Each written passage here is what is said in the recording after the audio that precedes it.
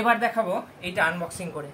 দোকানে প্রায় কিনতে গেলে 100 থেকে 150 টাকা দাম, 130 টাকা 110 টাকা, যে যেখানে যা পাচ্ছে দাম নিচ্ছে। মোটেও দাম অত নয়, দাম অ্যাকচুয়াল 30-35 টাকা হওয়ার কথা।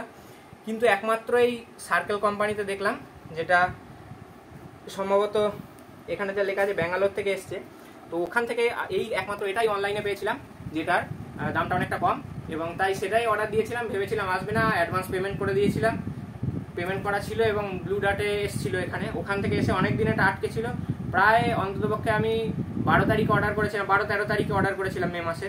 তো আমার কাছে এটা এসে পৌঁছেছে 21-22 তারিখ নাগাদ। এখানে এসে অনেকদিন পড়েছিল। এবার তো আসুন এটা আনবক্সিং করি, দেখা যাক।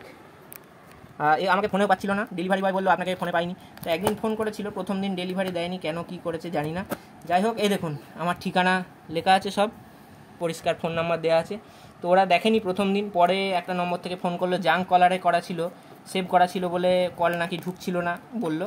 যাই হোক, তো আমি তারপর ডাইরেক্ট যার কাছ থেকে নিয়েছি তার হোয়াটসঅ্যাপ নম্বরে তারা অবশ্যই ভালো হোয়াটসঅ্যাপের উত্তর দিয়েছিল। আমি তো ভেবেছিলাম আগে অ্যাডভান্স পেমেন্ট করে দিয়েছি, কেমন সাইট তাও জানি না, অর্ডার করে দিয়েছিলাম খানিকটা রিস্ক নিয়ে।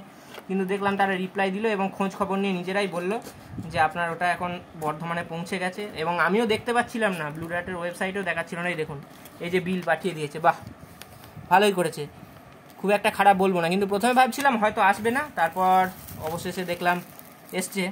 হ্যাঁ, সেলোটেপি জড়িয়ে দিয়েছে, কিন্তু এটা খোলাই তো মুশকিল।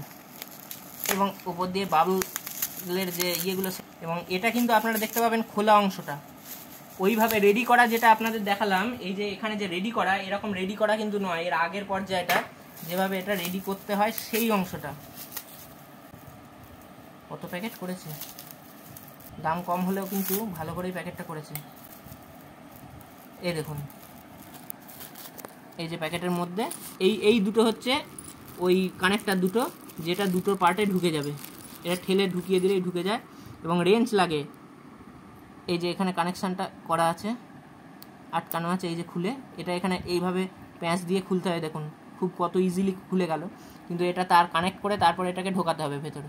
এটা যেটা যার সেটা তার ভেতরেই ঢোকাতে হবে, না হলে কিন্তু হবে না। এই যে এটা একটায়, আর ওইটা এটার ভেতরে ঢোকাতে হবে। দেখে মনে হচ্ছে এটা বড়, কিন্তু এটার ভেতরে ঢুকবে এই সরুটা। এই যে সরুটা ঢুকবে এটার মধ্যে, যেটা বড়, আর যেটা সরু এটার মধ্যে ঢুকবে এই মোটাটা। আর এর ভেতরে এটা এইভাবে ঢুকে কানেক্ট হবে, ঠিক যেমন এখানে করা আছে। এই দেখুন, বড়টার ভেতরে দেখা যাচ্ছে, বড়টার ভেতরে কিন্তু ওই যে ছোট্ট ইয়েটা দেখা যাচ্ছে ভেতরে।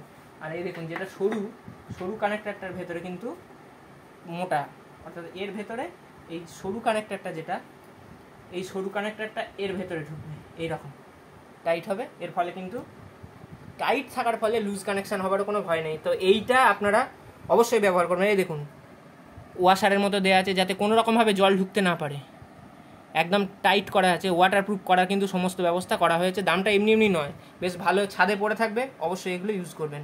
এর নাম কি বললাম, MC4 কানেক্টার। এখনকার মতো এই পর্যন্তই, টাটা।